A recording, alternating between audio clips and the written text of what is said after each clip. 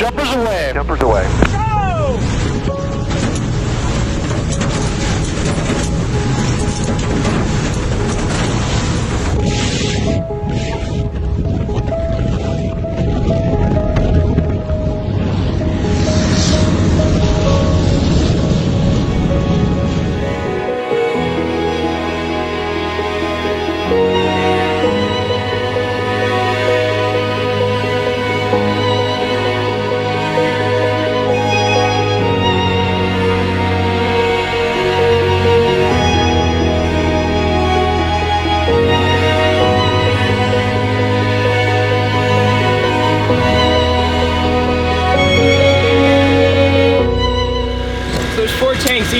Each tank holds 202 gallons. There's 2 main tanks, one each side of the wing, and then 2 auxiliary tanks, again, one each side of the wing. All right, what do you think? It's gonna be awesome. This is like totally period, this one. These seats are like original. It's all original. All they did was add these for the Atlantic crossing, but otherwise this is all original. It's one of the few ones that didn't get touched. So it's like, that's crazy. They got these forward stations like radio operator and navigator with its pull down desk. Check it out, man. It's awesome. It's really cool. It's really cool. Great. I have no idea where this is coming from, but yeah, I'm gonna try to use it.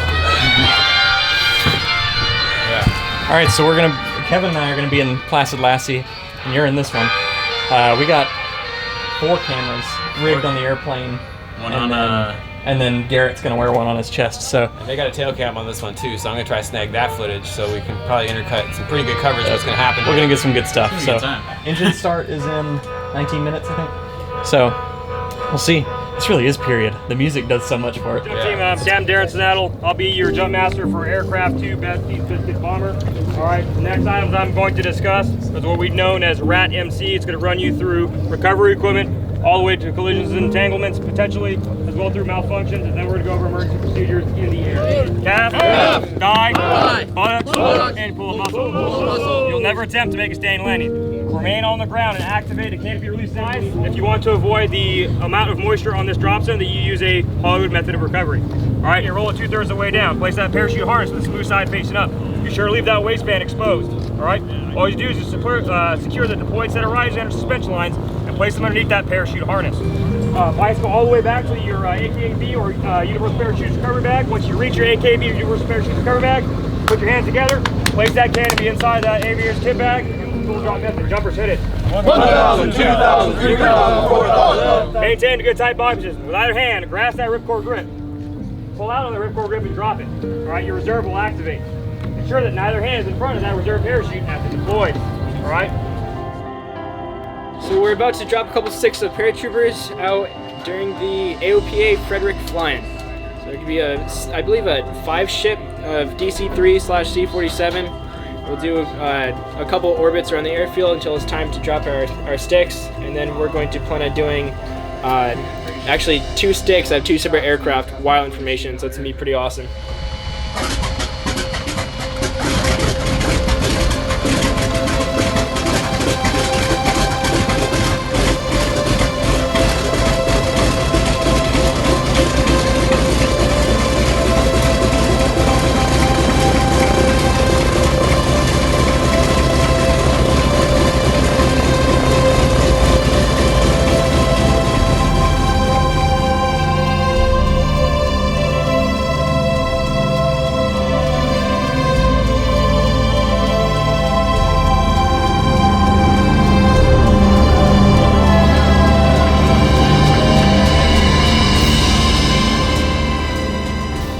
Plus last year was looking for a DC-3.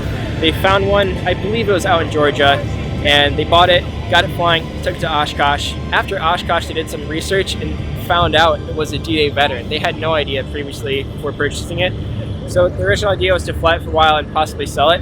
Once they found out about its D-Day history, they had to keep it. So they got it painted in its D-Day colors to make it look like it did exactly during World War II. And now we're taking it to educational events and air shows to not only keep history flying, but to share it with everyone else.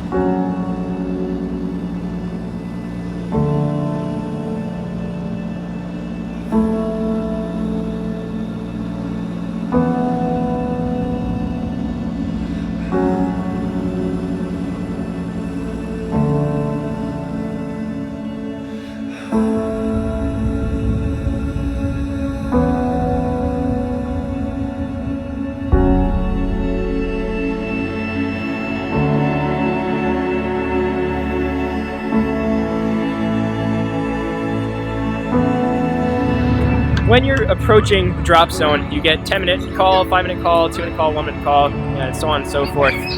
The shorter the calls get, the more excitement. You can just feel it. Everyone starts screaming louder and chanting and getting themselves ready. From 1 minute out, all the paratroopers have their static lines hooked up to our static line running throughout the aircraft. They're all in a line. They all have their gear checks and they're ready to go. 30 seconds! Jumper, get in the door!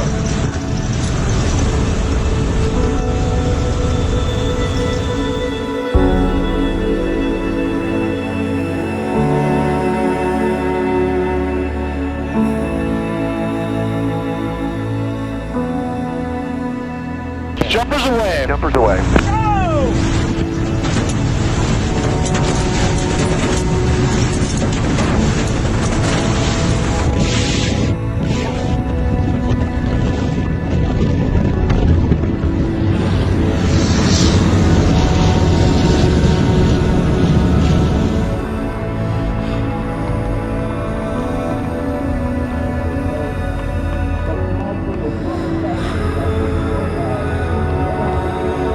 Everybody's down and everybody's back up packing. Good job.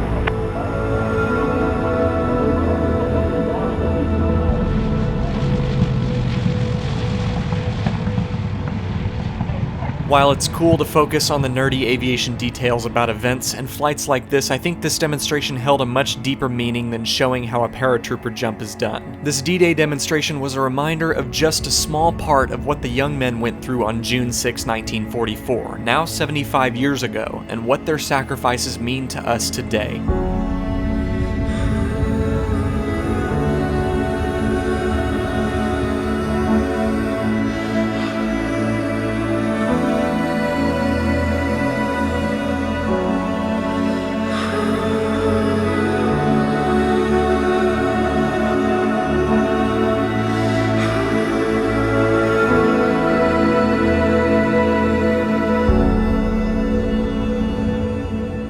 Today's societal climate partly hosts the attitude that some of our history should be ignored because it's too grim to discuss or recall. Perhaps it may offend someone, but we've all heard that those who don't remember and learn from history are destined to repeat it. Therein lies one of the foundational purposes for reenactments, demonstrations, ceremonies, statues, memorials, you name it. It's a reminder. We are not, quote, celebrating the 75th anniversary of this dark day in history. We're remembering the necessary and inevitably ultimate sacrifices that even young teenage men made to save our world from tyranny. The tree of liberty must be refreshed from time to time with the blood of patriots and tyrants, and on June 6, 1944, that tree was nourished. And a demonstration such as this is just a small reminder that the freedoms we are blessed with today come at a great cost, and we should never let ourselves forget that.